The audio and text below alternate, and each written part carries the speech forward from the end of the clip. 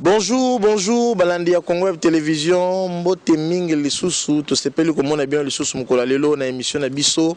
Merci pour boza vraiment ébélé, bozo dans l'émission autour de la parole, to yebi, to l'aksagi bino, na ba réseaux sociaux, bon mona ki ba différents spots, ou tambola ki, pour annoncer émission Yassika Oyeye, émission autour de la parole. Autour de la parole, et cette émission est le belaka kamambeta li Bible, donc tu reconnais pas une société, nyon sotoro le bela awa et on se référer kaka na ma makomi et lobby. Pour ma commune de Yangonde Totambu Sabiso Awanase Yamokile. Merci les sous une équipe technique n'engé bazo pour accompagner Bisso. N'a rappelé que monsieur Zabilang pour Toyamba Bayambi ba invité Misusu baroya ko ba français mais mingi maloba belé to ba explication Misusu et sengara un mongo kozonga na lingala po mutunyoso azala la compréhension facile. En tout cas, merci pour la PDG Chabani Record pour la marque de confiance na espace ya PCBiso pour te retourner émission à Mokolo na lelo. Thème na biso ya Mokolo lelo ezali les chrétiens d'aujourd'hui et d'autrefois. Donc, ba Christo ya lelo na ba oyo ba leka. Sujet na biso to lobela lelo yango wana nazanga mokote na plateau yo nazana Moussel Nzambe le révérend pasteur Papi Boyekwa. Mbote papa Freddy. Révérend pasteur Ozali, pasteur titulaire de l'église prophétique Bethesda. Ah oui, exactement. En tout cas, tout ce pays qui a mon émission à Bichel Lelo. En tout cas, n'a profité, n'a personne merci pour l'invitation. N'a vu que émission yo et ko édifié ba Nzambe belé. Et za émission oyo eye pour ezongisa makambo belé lanzela et sunga et accompagner l'église na kati ya ba difficulté na ba réalité au tozokuta nango. Vraiment merci pour le concept des émissions Moramalam. Merci beaucoup papa. En tout cas, bandeko bozapete numéro yangwana envoyez les SMS seulement. N'appelez pas botinda ba texto na WhatsApp na réseau normal. Beaucoup me la biso parce que tous en direct et au sala bienté tokataka totanga ba question na bino. Merci mingi. En tout cas pasteur d'entrée des jeux. Thème nabiso les chrétiens d'aujourd'hui et d'autrefois. Motuna moko na lombango. Différence ezali. Ya makasi. Différence c'est makasi entre les chrétiens les lona ba chrétiens kala. Soko que même sur le plan enseignement esotéama, na niveau à prière, na niveau à discipline, na marche na conduite ba chrétiens lelo, soko zongisima. Ba chrétiens ba 80 82 zo matati lelo mona que différence c'est makasi. Mais papa nani oyo babengi mokristo? Mokristo azali mutu nyonso oyo azana eyamba tobengi yango ya kibokristo, c'est-à-dire andimi malakisi to oyo azali ko azo croire na l'enseignement Jésus-Christ, automatiquement il est chrétien. Donc ce landi définition na yo lobi wana na sujet na biso lelo don to lobake les chrétiens ont évolué makasi en bien ou en mal na décence. Expliquez-nous pour Batbazola Nabiso élection. Oui, papa Freddy, ce qui, je crois pas que Bazola Nabiso, pasteur, prophète, Nanzambe Bele Bozola Nabiso de partout, dans le monde de Place Rosalie. Bon, peut ça raison Makambo Nazoloba. Exemple de son appel ça Ngamo non de Nazabo. Bolimi Sande n'a pas exemple Nangamoko. Depuis que j'ai commencé dans le Seigneur, j'ai reçu Christ comme Seigneur et Sauveur. Nazu baptême, na quality aujourd'hui je me retrouve pasteur. Dans cette église, ça l'a suivi. Ah bon? Ah oui. Ok. Mutoya nanda papa mikolo zomona na to lembi pona nini tout ça. Na sekisa ki bande konanda ko santé tungisa ki mwamuke. Pendant 2 semaines j'étais à la maison. Na bengi mwana moko boni ozomona na tebo. Ah papa nazali na bon ngabe na beli hein. Ah papa beli na goya na be monde bino bosala ngabe na longwe na l'église. Ba pasteur va gende ko visiter bango. Mais bango ba ya ko visiter. Et puis soko kete, ya on te bi ba chrétien lelo na ya kala. Biso kala ezaki soko beli, oso muno zo bondela mais bango te. Lelo mona asumuki abandi koloba plus loin alobi ke na longwe na ngape église. Ya ngape na timola ki bango na bi ngape na longwe église. Donc c'est kaki mais donc c'est ça juste ezola que ça moi immaturité moko ezawana entre ba chrétien lelo na ba chrétien kala. Les lots ebelaki ba maman biso ba protestant une église protestante une église catholique au mona mutabandi elengeti akole anuni na kat église mais le les assusté so kotali na zona côté ya discipline discipline non à prière. La façon dont nous on prie, na tawana, et ça le roi les prières au le matin. Les lots tout le monde a mon église. Donc moutazana posa nzambe pa molai. Azana posa sala ba grande chose. Azana posa élévation nyonso batozo lukawana. Azwa mbongo abala tout ça. Et ça nous prêchons aussi sur la bénédiction. Mais le problème est que même pas nganga qui si sera ok, on peut se louper facilement. Et ça n'a bikila. C'est que nous les enfants de Dieu, bien que tu vas n'ingana yo singaluke tu ezate. Nzela qui si amulili toye bien ngote. C'est-à-dire que si moro to tikala na ona ebsaraba na nzambe l'église, qui so biso église to pe sarabilon, c'est la vie de la prière. So kotina nzela lo sambo oko échoué. Mais lelo oyo papa, so ko te prière en église, au mona bato ngo elo ba ordonnance. Papa moi mikolo na omele ba kis na za soukir na okokate. Donc ba kotina moi facilité moko bona sens wan. Oh, yango zo mona ba chrétien kala ils étaient forts devant la tentation, devant la réalité, la épreuve, il faut se maintenir parce que gaz ou la prière est là qui énergie spirituelle est là qui par rapport à l'élo, chrétien l'élo va superficiel. OK. Va trop licolo. Pasteur, la question malobati. Oui. Et le lobby c'est très important. Maintenant, question mo relingara sikoyo. Bato bazolanda biso sikoyo. Peut-être à moni mamolobi eza vraiment des yé vraiment mobimba avant si lisa développement na yo na baxili mutuna msoso mbala moko siko tokosala ndenge nini poto longwa ba chrétien ya lelo ou bientôt toujours attitude wana ya ba chrétien kala o ndenge ba bana ko sambela ba autant d'heures pour lelo to yebi ke prière est comme 5 minutes, nous avons 5 minutes, nous avons 30 minutes à prière. Même dans le culte, le monde a et culte à 9 h, mais au monde a battu belé, louange, adoration, s'il est à 10h30, bon, là on est à 10h35, bien assiste à maman, comment faire pour tout zong vraiment, Nandenge, Basal, Christ, Bazalara, Kala. D'une part aussi, il faut te reconnaître, Yango. Nous aussi, le pasteur, tous en a part de responsabilité. Moi, j'ai commencé dans une école du dimanche. Awara pembe la binona kan fungula wan. Soko kewana bandeko bazolanda nga siko bazana kan fungula même bazana cité nakati ya monnerie protestante bayebi ngai. On a commencé dans écodim titre aussi d'ici to komba moniteur lelo yo ndenge nzamba suni to za ba pasteur. Mateya obanda côté ya biso.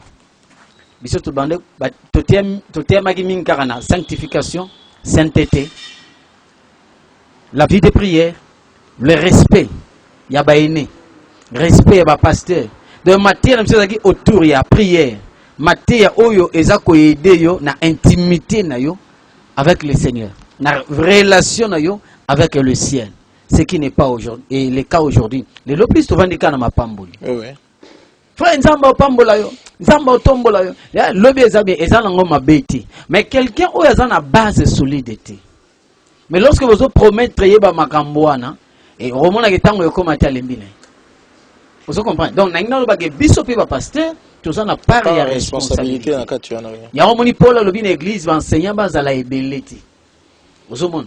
Mais lelo lokola tout le monde azana courage wana, ngana be ngo courage. Ya rotelema zif afungoli Bible. Tamsuga verset na yemo kwa kangawana abandi koteya ezana ngoma bete basala nzambe bolimbisa tolo ba moi vérité oyo poto suma église enkolo lelo église est problème à cause pardon par faute ya enseignement. OK yango esali ke e ba Christ lelo ba tomber la facilité mokobo eza piège maintenant pour l'église yango zomona mutu lelo ako changer ba église ata 1000 fois.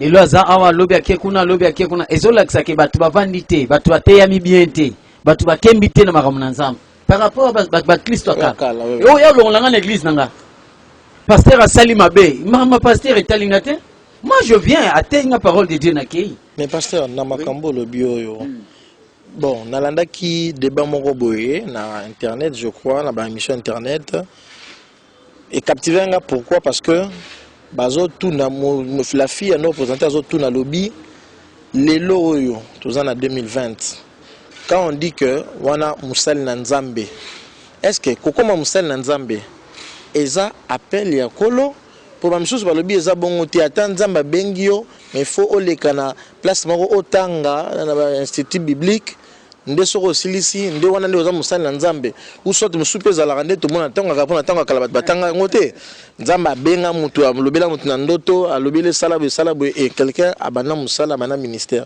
siko musali na nzambe parce que biloko wana pe et comme docteur archibishop tout ça contre bango te mais mona mutu mona na beaucoup plus ba titre ya pasteur na bango que maloba ou bien prédication ya azomemela peuple de Dieu. Bon, voilà nyonso ba titre wana pasteur, docteur, révérend nyonso ezanga ba titre église, représentant légal, ezanga ba titre église. C'est-à-dire organisation église, nde ba kobenga mutu évêque, archevêque. Donc tout cela pour nous différencier moi ba catégorie ba te puis respect za na kati église. Mais appel les appel. Nyonso bandara na appel. Le Seigneur vous appelle. Aux yeux appelle. Mais après appel au kosuka wana te. Il faut le perfectionner loko nzamba pesio. Parce que musala nzambe nde na oloba boye ba papa ba mama bazolandanga ezape na bana bazolandanga po éthique ezala pidere ezala oyeba pe ndenge akosalela musala yango c'est-à-dire ezala ba discours mususu na koko sala boye te na télévision na kopesa ngo te par respect ya bandeko wana mais biloko mike na zoloba ozwango na classe c'est-à-dire il faut kende na ba institut biblique na théologie otangi oyekoli et puis oyoko sala musala ya nzambe. Papa, différence c'est à la ramutako saote. Paul a dit je prierai par l'esprit, mais je prierai aussi avec intelligence. Un pasteur où il a formé, na où il a formé, différence c'est à ma casse. Au moment où il a formé, il a été rebellé. Et puis il a complexé.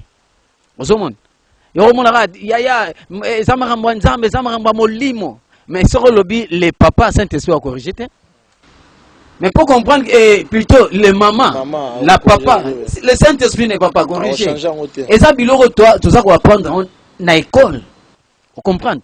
Donc, on encourage les hommes de Dieu, tokende kotanga, tokende koyekola malobana ensemble, pour que topé sa nourriture sengeli pe l'église.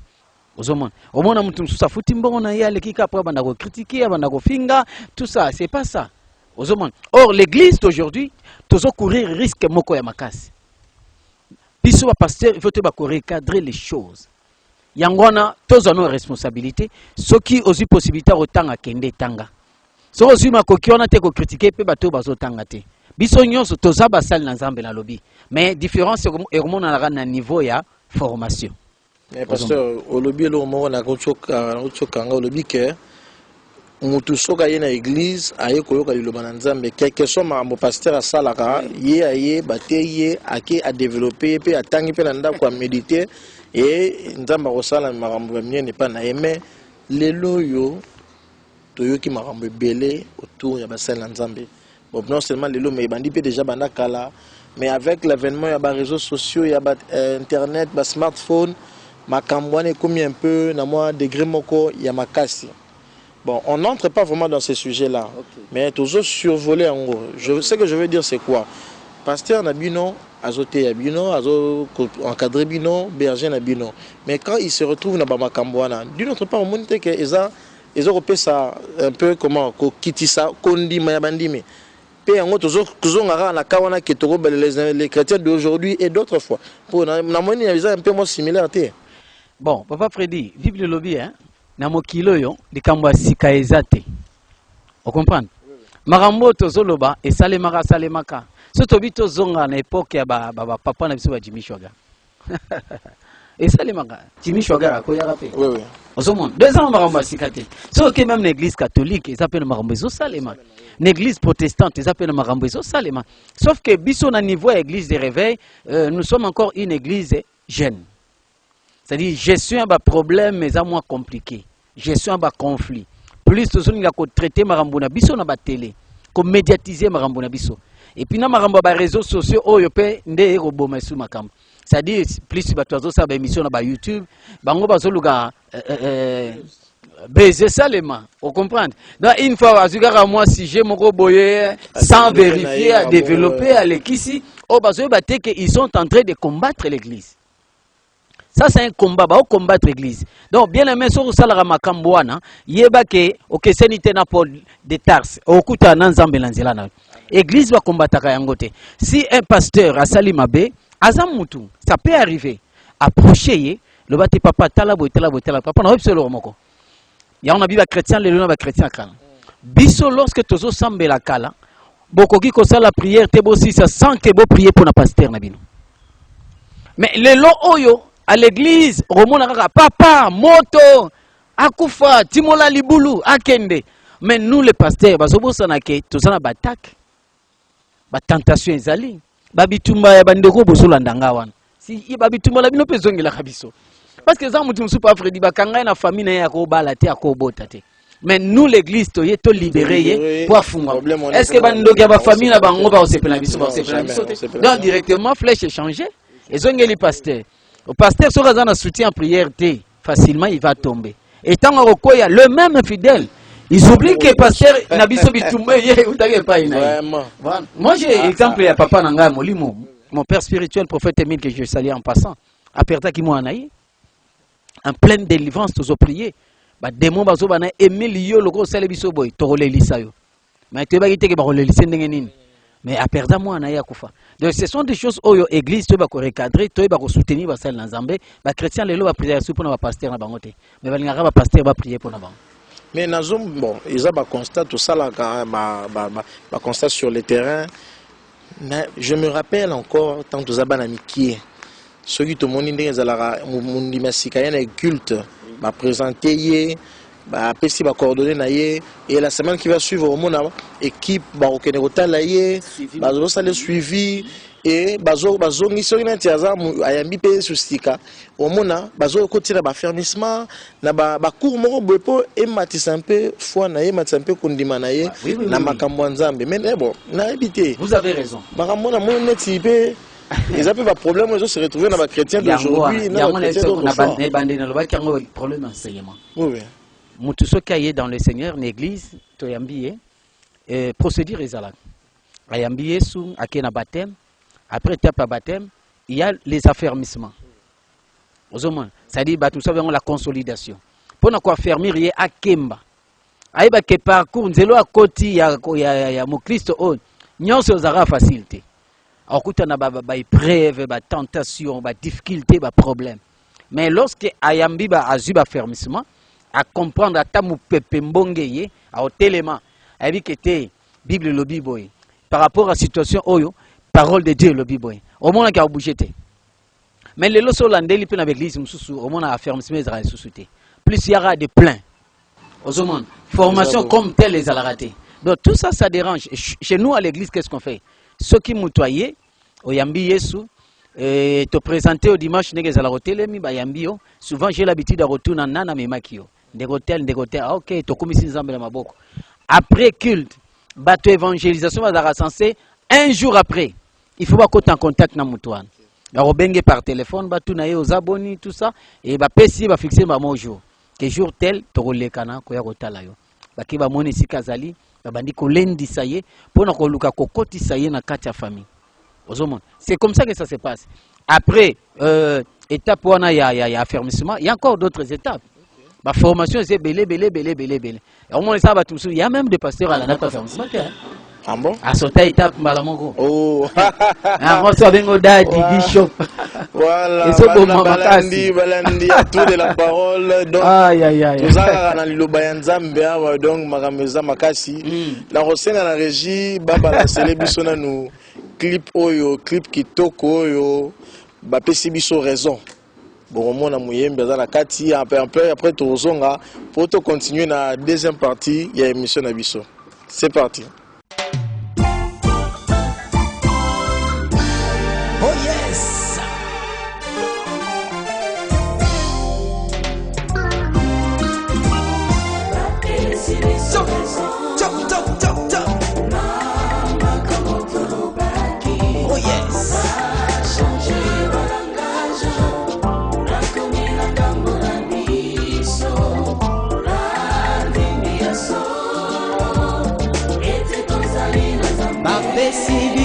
Raison.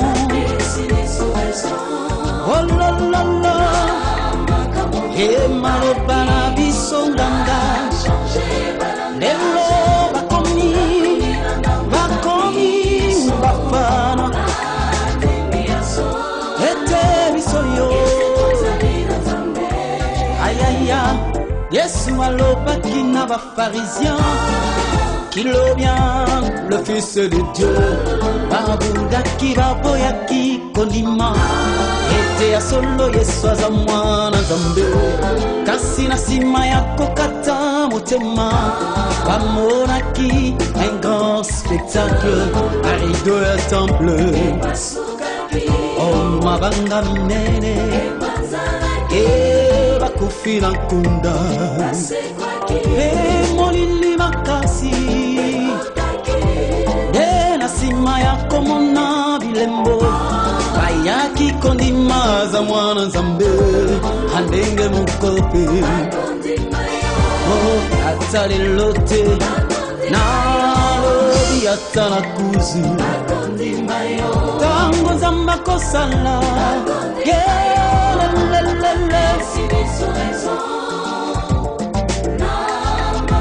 Yelelo elati nzoto. Bango nyonso bakomi.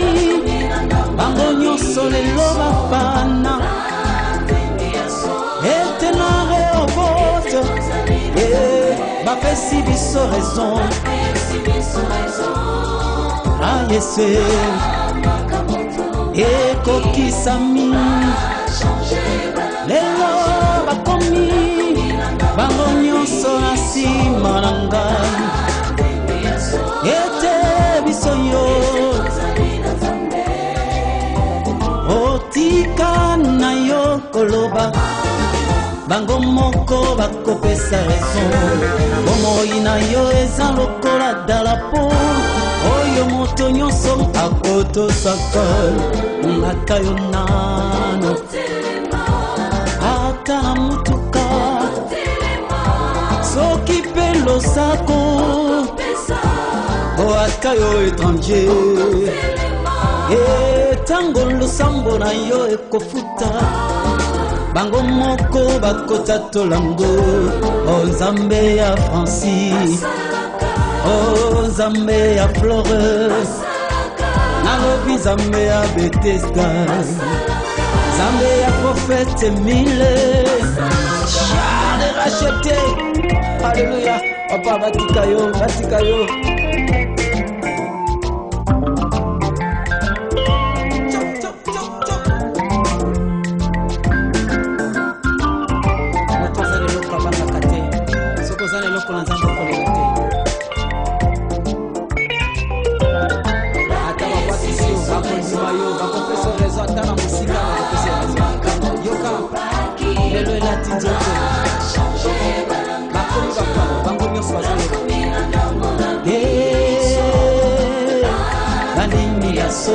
Ete biso yo.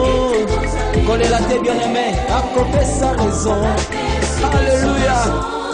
Allez, allez. Esimbi. Esimbi. Esimbi. Bakomi, bakomi, bakomi. Tango nyonso na nsima. Ete na Bethesda. Allez, allez, allez. Mama Bethesda beta mulolo, beta mulolo. Famille boye kwa tobanga te. Yesu azana biso longo. Tokolonga kaka.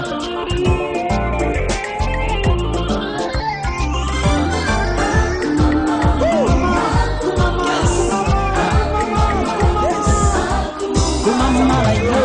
Osali ya mingi. Kumama yo. Kumama, kumama, kumama, kumama. Nzambe ya prophète Jérémie boye kwa. Ah prof. Nzambe actrice Kinkela.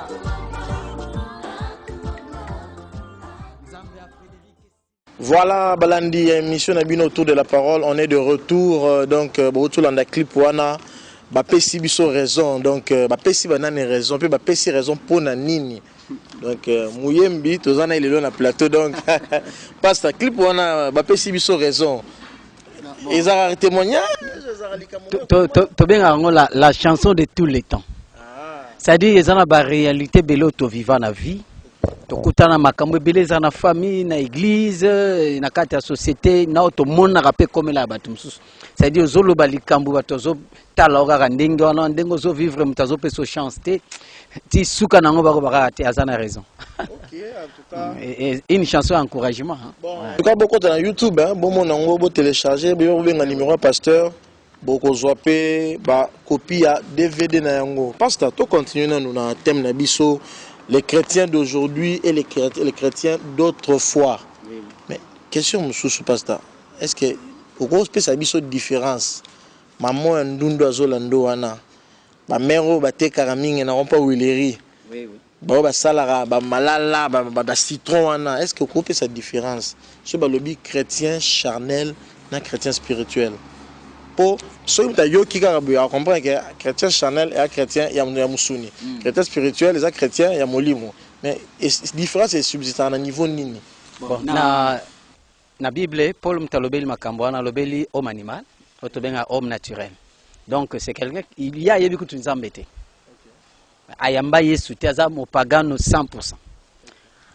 Deuxième catégorie, ils ont tozobenga ba chrétien charnel. Un chrétien charnel, c'est celui qui a reçu dans sa vie Christ comme Seigneur et Sauveur. Mais à quitter Jésus en direction ya vinaï. C'est-à-dire andimela Yesu mais yemo a dirigé à vinaï. Il est charnel en lui okuta marambo yo Paul alobi na Galates chapitre 5 verset 19 ils en la katinaye. Il y a l'impudicité, l'animosité, la magie, tout union sont en katinaye. Mais catégorie à sous que nous avons aussi les chrétiens spirituels. Chrétien spirituel, c'est celui qui a reçu Christ comme Seigneur et Sauveur et a tiki direction à vinaï par Jésus. C'est-à-dire mais a tiki Christ a régné, a dominé na vinaï. En Paul na Galates chapitre 2, verset 20. Si je vis, ce n'est plus moi qui vis, c'est Jésus qui vit à moi. C'est-à-dire il y a zongi simatiki Christ a dirigé vinaï. Mais le lot aux différences, c'est ça que on a plus de chrétiens charnels que des chrétiens spirituels. Batuba yamba Yesu. Mais Jésus a dirigé dans des catégories de chrétiens les autres. Ils sont trop attachés dans le monde, dans la chair, trop attachés dans le mokin.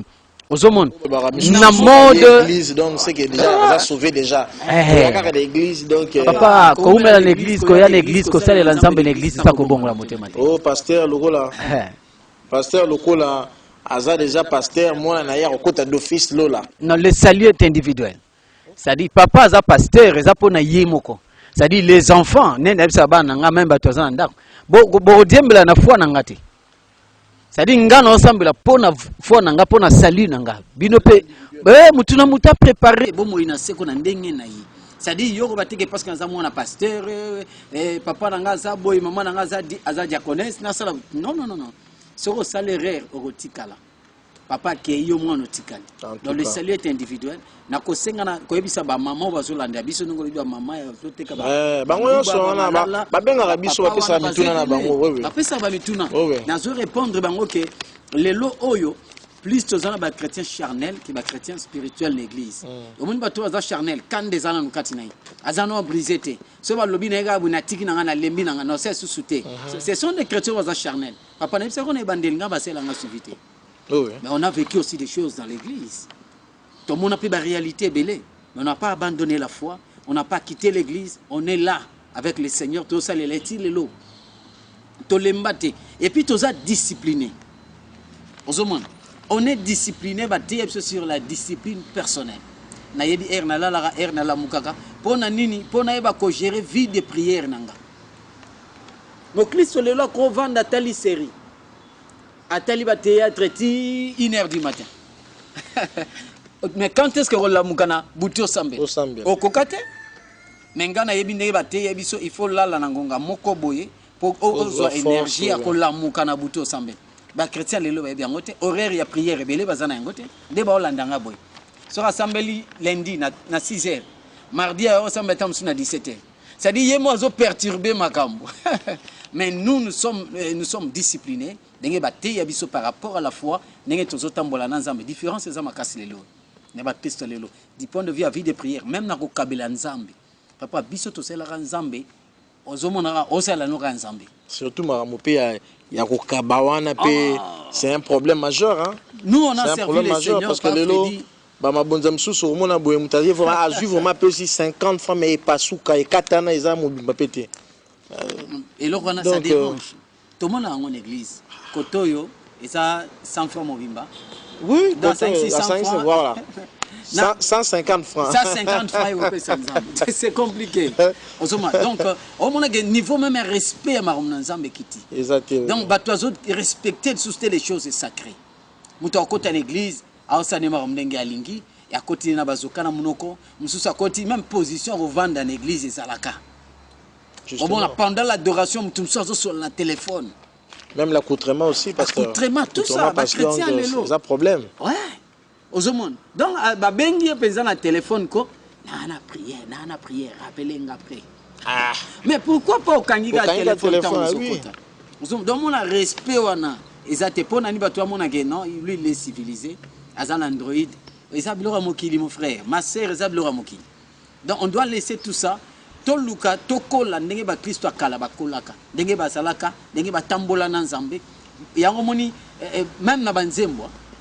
Sozi banzembo akala na les différences sentir que onction est vraiment tena so remarquer na musique chrétienne lelo na Congo to comme zonga na biloko yo ba yemba ba Deningonde ba Rino ba Charles Mombaya to comme zonga pourquoi parce que c'est comme si to freiner to bloquer lelo au profondeur ezati oh ba papa na tangi awa ba lukanzambe sérieusement.